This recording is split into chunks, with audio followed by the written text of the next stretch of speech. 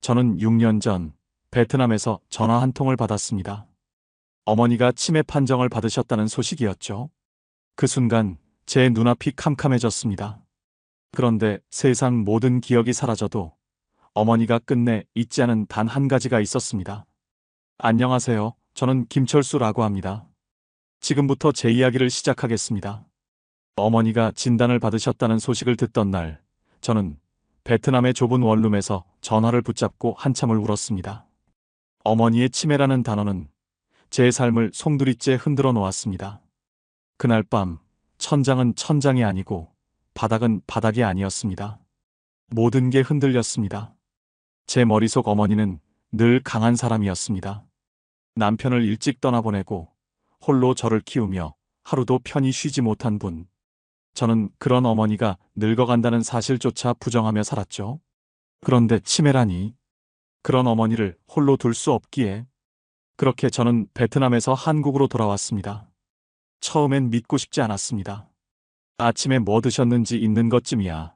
나이 들면 누구나 그럴 수 있다고 합리화했습니다. 하지만 시간이 지나면서 그 합리화는 더 이상 통하지 않았습니다. 어머니는 같은 질문을 수십 번씩 반복하셨고 집 앞에 나갔다가 길을 잃고 돌아오시지 못하기도 했습니다. 제 일이 늦게 끝나면 새벽이 되더라도 기다려주시던 어머니. 그 시절이 자꾸 떠올라 마음이 무너졌습니다. 혹시 그때 제대로 못 주무셨던 수많은 밤들이 어머니의 병을 불러온 건 아닐까? 죄책감은 칼날처럼 제 가슴을 찔렀습니다. 저는 속으로 수십 번 다짐했습니다. 내가 직접 돌봐야 한다. 자식된 도리로 끝까지 지켜야 한다. 그래서 요양보호사 자격증까지 따며 어머니 곁을 지켰습니다. 하지만 현실은 제 결심보다 훨씬 가혹했습니다. 어머니의 돌봄은 단순히 사랑만으로는 감당할 수 없는 싸움이었습니다. 의료비, 간병비, 재활치료비, 거기에 생활비까지 모든 게 눈덩이처럼 불어나고 있었습니다. 낮에는 돈을 벌기 위해 일터를 전전하고 밤에는 어머니 곁을 지키며 간병을 했습니다. 제 몸은 점점 갈라진 빙판처럼 금이 가고 있었습니다. 가끔은 화가 치밀어 올랐습니다. 어머니를 향한 화가 아니라 제 자신을 향한 분노였습니다. 왜 나는 혼자 이 모든 걸 감당해야 하는가? 왜 이 길은 이렇게 끝이 보이지 않는가? 거울 속에 비친 제 얼굴은 이미 중년의 아들이 아니라 또 하나의 늙은 노인 같았습니다. 가족들의 무심한 말은 제 어깨를 더 짓눌렀습니다. 여동생은 전화로 이렇게 말했습니다. 오빠, 엄마 옆에 있으니 다행이야. 나도 마음은 쓰이는데 회사 일 때문에 도저히 못 가. 그 말이 틀린 건 아니었습니다. 하지만 결국 모든 무게는 제 몫이었죠. 어머니가 새벽 2시, 3시마다 깨어 저녁 먹자 하실 때마다 저는 눈을 부릅뜨고 따라 일어나야 했습니다. 그 순간 저도 모르게 목소리가 높아질 때가 있었습니다. 엄마, 제발 좀 자요. 지금 새벽이잖아요. 말이 끝나기가 무섭게 가슴 한쪽이 찢어지듯 아팠습니다. 치매 환자에게 화를 내는 건 최악의 선택이라는 걸 알면서도 피곤과 절망이 저를 무너뜨렸습니다. 그날 새벽 저는 혼잣말처럼 중얼거렸습니다. 이게 과연 사랑일까? 아니면 그냥 생존일까? 주머니 사정은 더 악화됐습니다. 간병인을 쓰자니 비용이 너무 컸습니다. 그 돈을 벌기 위해 더 오래 일해야 했고, 그럴수록 어머니 곁에 있을 시간은 줄어들었습니다. 돌봄과 생계 사이에서 제 삶은 산산조각 나고 있었습니다. 저는 알았습니다. 이 길을 계속 걷는다면 저도 함께 무너질 거라는 것을, 어머니만 잃는 게 아니라 제 삶도 잃게 될 거라는 것을. 고민이 깊어질 때 친구 정민이는 말했습니다. 철수야, 너 혼자 다 짊어질 필요 없어. 요양원도 방법이야. 그 말이 제 가슴을 파고들었습니다. 요양원. 그 단어가 떠오를 때마다 버림이라는 두 글자가 그림자처럼 뒤따랐습니다. 그날 밤 불 꺼진 방 안에서 저는 끝내 눈물을 쏟아냈습니다. 가슴 속에서 한없이 무너져 내리는 울음이었습니다. 사랑이었고 죄책감이었고 분노였고 체념이었습니다. 어머니의 숨소리가 옆방에서 들려왔지만 그날따라 그 소리는 마치 낯선 사람의 숨결처럼 멀게만 느껴졌습니다. 그리고 저는 결심했습니다. 저는 점점 확신하게 되었습니다. 그리고 결국 저는 무너졌습니다. 집안일은 쌓이고 어머니의 증상은 더 심해졌고 마지막으로 남은 선택지는 단 하나. 요양원이었습니다. 어머니를 요양원에 모시는 날, 저는 스스로에게 최면을 걸었습니다. 이건 버림이 아니라 어머니를 위한 최선의 선택이다. 하지만 마음 한켠에서는 목소리가 끊임없이 속삭였습니다. 너는 결국 어머니를 버린 거야. 그날 밤, 저는 침대에 누워 천장을 보며 눈을 감을 수가 없었습니다. 어머니는 과연 무슨 생각을 하고 계실까? 내가 없어서 무섭진 않을까? 내 얼굴을 기억이나 하실까? 그리고 저는 모릅니다. 앞으로 어머니와 제가 어떤 길을 걷게 될지. 하지만 단 한 가지는 분명히 느꼈습니다. 우리의 삶은 이제 돌이킬 수 없는 길 위에 서 있다는 것을. 새벽 2시 요양원에서 전화가 걸려왔습니다. 보호자분, 어머니께서 밤새 복도를 서성이고 계십니다. 계속 아들을 찾으세요. 전화를 붙잡은 제 손이 덜덜 떨렸습니다. 급히 달려간 요양원에서 마주한 어머니는 낯선 아이처럼 불안한 눈빛을 하고 계셨습니다. 철수야, 내 아들이 어디 갔니? 내 아들 좀 찾아줘. 어머니는 간호사의 손을 뿌리치며 울부짖었습니다. 제가 다가가 손을 잡았지만 어머니는 오히려 저를 향해 소리를 지르셨습니다. 당신 누구야? 내 아들 어디 숨겼어? 그 순간 제 안에서 무언가 무너져 내렸습니다. 제 존재가 지워진 듯한 충격. 평생을 어머니의 아들로 살아왔는데 정작 어머니에게서 그 사실이 지워지는 순간을 맞이한 것이었습니다. 며칠 후 요양원 면회실. 어머니는 의자에 앉아 허공을 멍하니 바라보고 계셨습니다. 제가 다가가 엄마하고 부르자 어머니는 미소를 지으며 말씀하셨습니다. 선생님 오셨어요? 순간 제 심장이 멈추는 듯 했습니다. 아들이 아니라 선생님. 제가 누구인지 어머니는 완전히 잊어버린 듯 했습니다. 그 말을 들은 후 저는 한참 동안 입을 열지 못했습니다. 눈물이 목까지 차올랐지만 꿀꺽 삼키며 억지로 웃음을 지었습니다. 네, 엄마. 저 왔어요. 오늘은 기분 어떠세요? 어머니는 제 손을 잡으며 중얼거리셨습니다. 우리 아들은 언제 오나 보고 싶은데. 그 순간 가슴이 찢어졌습니다. 제 앞에서 제 손을 잡으면서도 저를 찾고 계셨습니다. 저는 더 이상 아들이 아니었습니다. 그저 아들을 기다리는 노파의 곁에 앉아있는 낯선 방문객일 뿐이었습니다. 요양원에 모신 지 한 달쯤 지났을 때였습니다. 저는 어머니를 모시고 근처 공원으로 나갔습니다. 햇살이 포근했고 봄바람이 연두빛 잎사귀를 흔들고 있었습니다. 오랜만에 외출이라 그런지 어머니 얼굴에는 모처럼 환한 미소가 번졌습니다. 엄마, 저 분수 봐요. 물이 얼마나 시원하게 솟는지. 제가 손가락으로 분수를 가리키자 어머니 눈이 반짝였습니다. 순간 저는 어린아이처럼 손뼉을 치며 웃는 어머니의 모습을 보았습니다. 치매라는 잔혹한 그림자도 잠시 잊은 듯 그 순간의 어머니는 분명 행복해 보였습니다. 그날을 위해 저는 오랜 후배이자 사진작가인 친구를 불렀습니다. 오늘은 어머니와 사진을 꼭 남기고 싶어. 그동안 같이 찍은 게 별로 없어서. 후배는 고개를 끄덕이며 카메라를 꺼내 들었습니다. 셔터 소리가 연달아 울렸습니다. 어머니가 분수 앞에서 활짝 웃는 모습, 제 손을 꼭 붙잡고 있는 장면. 그 모든 순간을 카메라에 담아냈습니다. 그러나 행복한 장면 속에서도 저의 가슴 한켠은 알 수 없는 불안으로 얼룩져 있었습니다. 그때였습니다. 어머니가 제 얼굴을 똑바로 바라보더니 낯설게 물었습니다. 저 누구세요? 심장이 철렁 내려앉았습니다. 분명 제 손을 잡고 있었는데 어머니 눈빛에는 낯선 두려움이 어려 있었습니다. 어머니 입에서 처음으로 존댓말이 나왔습니다. 아, 저 죄송한데 누구신지.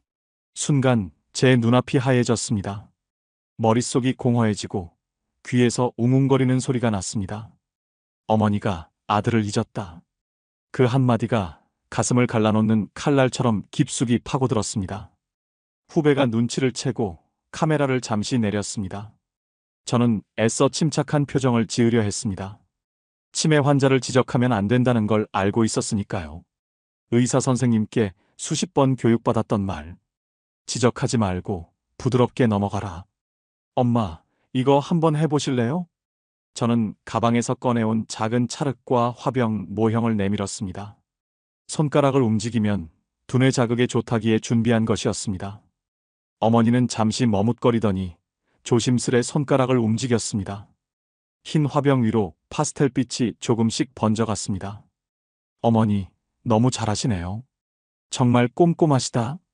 제가 과장되게 칭찬하자 어머니 입술에 미묘한 미소가 걸렸습니다. 순간 아까의 존댓말은 없었던 일처럼 사라지고 어머니는 다시 아이 같은 눈빛으로 저를 바라봤습니다. 하지만 제 가슴은 여전히 쿵쿵 뛰고 있었습니다. 방금 전 그 차갑고 낯선 순간이 머릿속에서 지워지지 않았기 때문입니다. 분수 소리는 여전히 시원하게 솟아올랐지만 제 귓가에는 공허한 메아리처럼 들렸습니다. 그날 찍힌 사진에는 어머니의 환한 미소가 담겨 있었습니다. 그러나 제 마음속 필름에는 어머니가 제게 던진 한마디가 비수처럼 꽂혔습니다. 저, 누구세요? 그 한마디가 앞으로 우리 모자 사이에 어떤 균열이 벌어질지 예고하는 듯 했습니다. 그리고 저는 직감했습니다. 이 여정은 이제 시작일 뿐이라는 것을.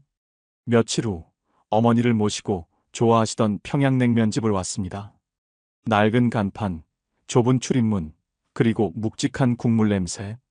제가 일부러 선택한 장소였습니다. 어머니의 고향 이야기를 들을 때마다 늘 빠지지 않고 등장하던 음식이 바로 냉면이었으니까요. 엄마, 여기 엄마가 좋아하시던 냉면집이에요. 옛날 생각나실 거예요. 자리에 앉자 어머니 눈동자가 흔들렸습니다. 마치 아주 오래전 잃어버린 무언가를 단번에 떠올린 사람처럼. 잠시 후 근사한 그릇 2개가 나왔습니다. 면발이 차가운 육수에 잠겨 있었고 삶은 계란과 오이가 고개를 내밀고 있었습니다. 어머니는 젓가락을 집으시더니 능숙하게 면을 집어 올렸습니다. 뚝뚝 끊어지는 면발을 보시고 미소를 지으셨습니다. 그래. 이게 평양냉면이지. 우리 아버지가 늘 그러셨잖아. 냉면은 자르는 게 아니라고. 그 목소리는 너무나 생생했습니다. 순간 제 가슴은 뭉클해졌습니다. 치매로 흐려진 기억 속에서도 어머니는 수십 년 전 고향의 맛을 정확히 기억해내고 계셨습니다. 여기 마당에 강아지가 있었어. 장독대도 있었지. 큰 장독이 3개, 작은 게 4개. 그 옆에 있던 살구나무. 기억나? 어머니는 눈을 감은 채 어린 시절 고향집을 그리듯 조곤조곤 말씀하셨습니다. 그 생생한 묘사가 너무도 또렷해서 저는 잠시 착각했습니다. 마치 지금 이 자리에 고향집이 펼쳐져 있는 것만 같았습니다. 그런데 불현듯 어머니가 젓가락을 내려놓으셨습니다. 표정이 흐려지더니 저를 똑바로 바라보셨습니다. 여기 어디야? 집은 언제 가? 순간 가슴이 철렁 내려앉았습니다. 불과 몇 초 전까지만 해도 고향 이야기를 또렷하게 말씀하시던 분이 이제는 자신이 어디 있는지도 몰라 하셨습니다. 엄마, 지금 냉면집이에요. 방금 맛있게 드셨잖아요. 저는 애써 미소를 지었지만 목소리는 떨리고 있었습니다. 어머니는 고개를 갸웃하시며 웃어 보이셨습니다. 아, 그렇구나. 내가 깜빡했네. 그 웃음은 짧았지만 제 눈에는 잔인할 만큼 슬퍼 보였습니다. 그날 저녁 집으로 돌아오는 차 안에서 저는 계속 생각했습니다. 왜 어머니의 머릿속에는 고향의 장독대는 남아있는데 불과 몇 분 전 먹은 냉면은 지워져 버리는 걸까? 어떤 기억은 강물처럼 남아 흐르고 어떤 기억은 모래성처럼 무너져 내리는 걸까? 차 안에서 며칠 전 집 전화로 걸려온 어머니의 목소리가 떠올랐습니다. 정훈아, 나 여기 있는 거 알지? 곧 오지? 스마트폰 시대에 집 전화번호를 기억하고 계셨던 어머니. 그 오래된 숫자, 조합은 끝내 지워지지 않았습니다. 그날의 충격이 다시 제 가슴을 울렸습니다. 분명히 무너져가는 기억의 숲속에서도 지켜지는 무언가가 있었습니다. 그것이 과연 무엇인지, 왜 남아있는지 저는 알 수 없었습니다. 그날 밤 저는 잠들지 못했습니다. 어머니의 웃음과 질문, 그리고 전화벨 소리가 뒤엉켜 머릿속을 맴돌았습니다. 세상 모든 기억이 사라져도 어머니가 끝내 붙잡고 있는 무언가가 있다는 사실. 그것이 제겐 구원처럼 다가오면서도 동시에 더 깊은 두려움으로 파고들었습니다. 냉면집에서 돌아온 날 이후로 제 마음은 더 무거워졌습니다. 어머니의 병은 하루가 다르게 깊어져 갔습니다. 고향의 장독대는 기억하시면서도 아침에 드신 약은 기억하지 못하셨습니다. 약 드셨어요? 물으면 어머니는 늘 고개를 갸웃하셨습니다. 먹었는지 안 먹었는지 헷갈리신다고. 그날 밤 방으로 돌아와 사진첩을 펼쳤습니다. 분수 앞에서 웃던 사진, 냉면을 드시며 미소 짓던 사진. 그 속에 어머니는 분명 저를 아들로 바라보고 있었습니다. 그러나 지금 눈앞의 어머니는 그 모든 기억을 잃고 있었습니다. 며칠 후 어머니를 모시고 공원에 다시 나갔던 날이었습니다. 날씨는 한여름처럼 뜨겁지도 않고 봄처럼 선선하지도 않은 묘한 기운이 감돌았습니다. 분수대는 여전히 힘차게 솟구치고 있었지만 제 마음은 그날따라 불안했습니다. 어머니 손에는 제가 준비해둔 손수건이 들려 있었습니다. 엄마, 이거 어버이날에 드린 거예요. 기억하시죠? 저는 일부러 질문을 던졌습니다. 하지만 어머니는 잠시 손수건을 바라보다가 낯선 표정으로 고개를 저으셨습니다. 이게 뭐였더라? 그 순간 제 가슴이 철렁 내려앉았습니다. 아들이 준 손수건조차 잊으신 걸까? 저는 애써 웃으며 말을 이었습니다. 괜찮아요. 잊으셔도 돼요. 그냥 오늘만 즐기면 돼요. 그러던 그때 어머니가 갑자기 제 손을 꼭 잡으셨습니다.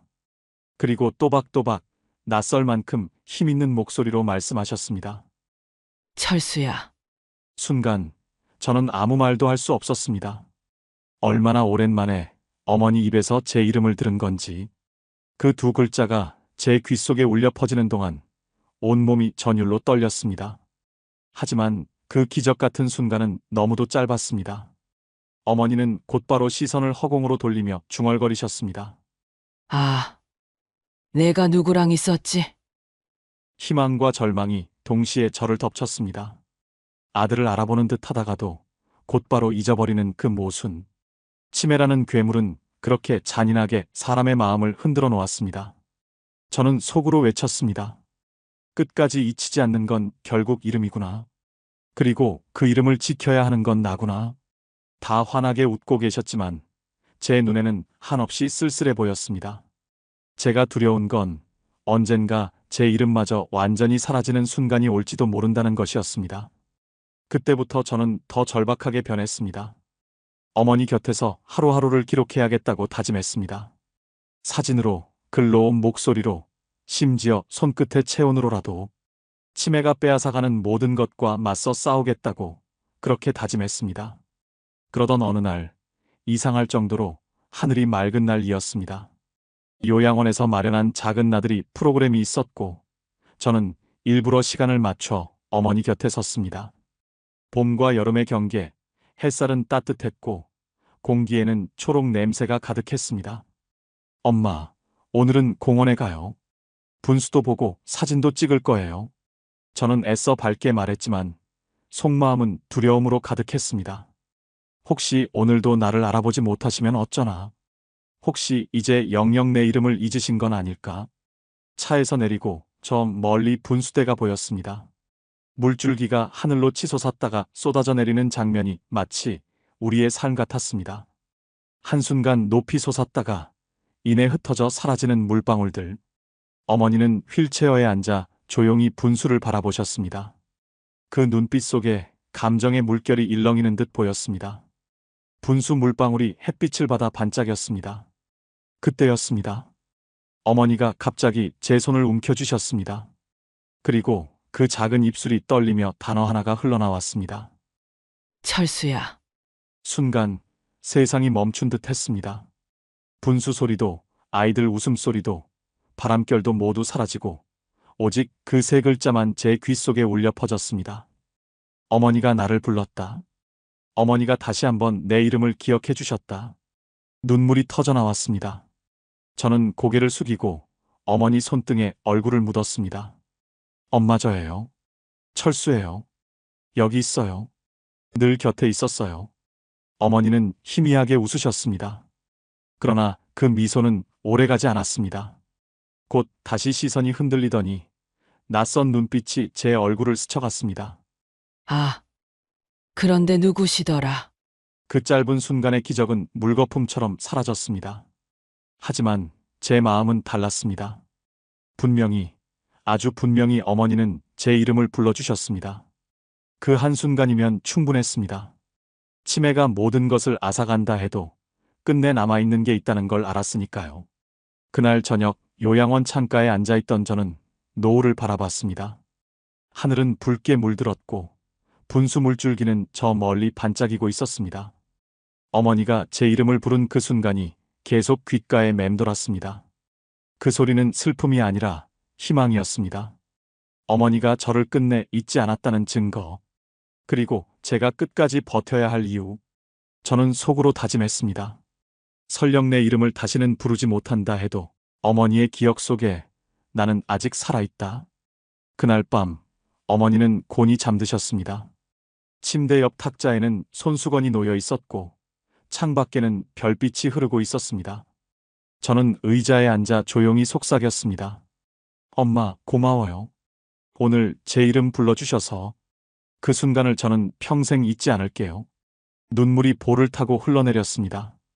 그러나 그 눈물은 슬픔만의 눈물이 아니었습니다. 사랑의 눈물, 감사의 눈물이었습니다. 분수대 앞에서 어머니가 제 이름을 불러주신 지 며칠이 흘렀습니다. 그 한순간의 기적은 너무도 짧았지만 제 삶을 송두리째 바꾸어 놓았습니다. 이제 저는 더 이상 어머니의 모든 기억을 붙잡으려 하지 않습니다. 어머니가 기억을 잃는 속도에 분노하지도 않습니다. 그저 오늘 하루 어머니가 살아있는 이 순간을 기록하는 것. 그것이 제 유일한 약속이자 사명입니다. 그 순간 저는 다시 깨달았습니다. 치매가 빼앗아가는 것은 현재일 뿐, 어머니의 사랑까지는 빼앗지 못한다는 사실을. 밤이면 저는 침대 곁에서 노트를 펼쳐 기록합니다. 어머니가 낮에 무슨 말씀을 하셨는지, 어떤 표정을 지으셨는지, 어떤 손길을 건네셨는지. 어머니가 잊으셔도 제가 기억하면 되는 것이니까요. 그리고 언젠가 이 기록들이 제게 남은 유산이 될 거라는 걸 알기 때문입니다. 어머니는 여전히 때때로 저를 몰라보십니다. 선생님, 물 좀 주세요. 그럴 때마다 가슴이 아프지만 저는 더 이상 절망하지 않습니다. 왜냐하면 언젠가는 또다시 제 이름을 불러주실 수도 있으니까요. 그리고 그 한 번이면 충분하다는 걸 알게 되었으니까요. 창밖으로 저녁 노을이 물드는 날, 저는 어머니와 함께 작은 공원 벤치에 앉았습니다. 어머니는 해지는 하늘을 가만히 바라보다가 제 손을 잡으셨습니다. 그리고 아무 말 없이 손끝으로 제 손바닥을 쓰다듬으셨습니다. 말은 없었지만 저는 알 수 있었습니다. 그 손길 속에 담긴 사랑을. 세상 어떤 언어보다 강렬한, 가장 오래 남는 언어가 바로 그 따뜻한 촉감이라는 것을. 저는 이제 매일 이렇게 다짐합니다. 내일을 약속하지 말자. 오늘만 기록하자. 오늘 남은 웃음, 오늘 남은 손길, 오늘 남은 이름, 그걸 기억하자. 그 다짐이 제 삶을 버티게 하고 어머니의 곁을 지키게 합니다. 치매가 모든 것을 앗아간다 해도 결코 지워지지 않는 한 가지. 그건 바로 사랑이었음을 저는 끝내 배웠습니다. 여러분, 혹시 지금 이 영상을 보고 계신다면 어머님께 전화를 한번 드려보시길 바랍니다. 짧은 안부 인사 한마디, 작은 관심 하나가 어머님께는 평생 지워지지 않는 기억이 될 수 있습니다. 저는 오늘도 어머니 곁에서 그 작은 순간을 기록하며 살아갑니다. 그리고 믿습니다. 끝내 사라지지 않는 것은 바로 사랑이라는 것을. 제 이야기를 들어주셔서 감사합니다.